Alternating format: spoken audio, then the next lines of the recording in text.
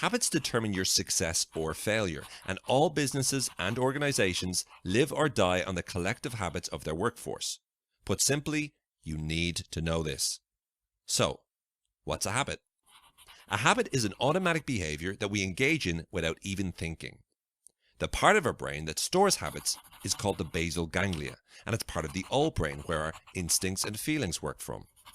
The new brain is known as the frontal cortex, and that's where self-discipline and willpower originate from.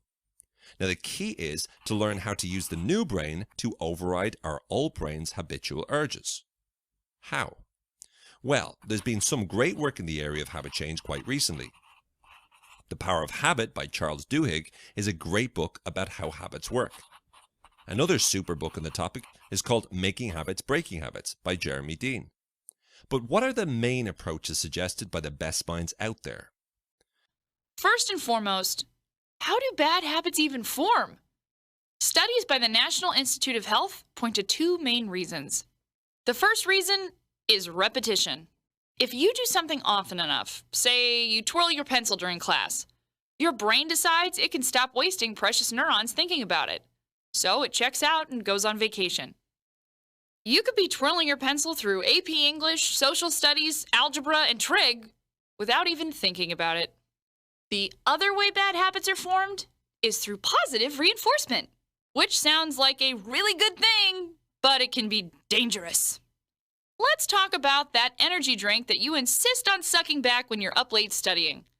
Gives you a nice boost of energy, and it helps you get through to the end of that mind-numbingly boring paper you're writing on Chaucer.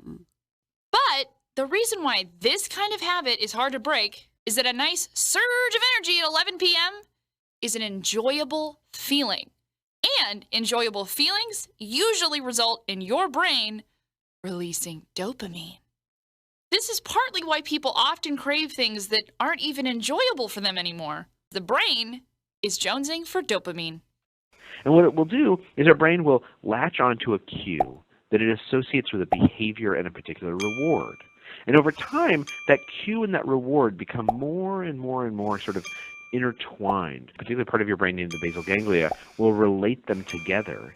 And the behavior that's associated with that will just sort of happen automatically. But Charles says the good news is we can also use this knowledge to our advantage. There was a big study that was done about how to create exercise habits. And so what they did is they told a group of people, okay, first of all, choose an obvious cue.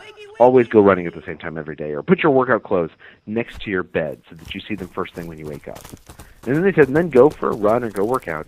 And when you get back from exercising, give yourself a small piece of chocolate. Now, this is kind of counterintuitive, right? Because people who are exercising are trying to lose weight, not eat more chocolate. And yet what the researchers knew is that their brain needed that reward. Their basal ganglia needed some reward. And what they found was that people who ate a small piece of chocolate after coming home from a run or a workout, they were much more likely to start exercising habitually. So, according to Charles, whether you want to break a habit or start a new habit, the key is to divide the habit into its component parts, cue, routine, and reward, and design it for the result that you want.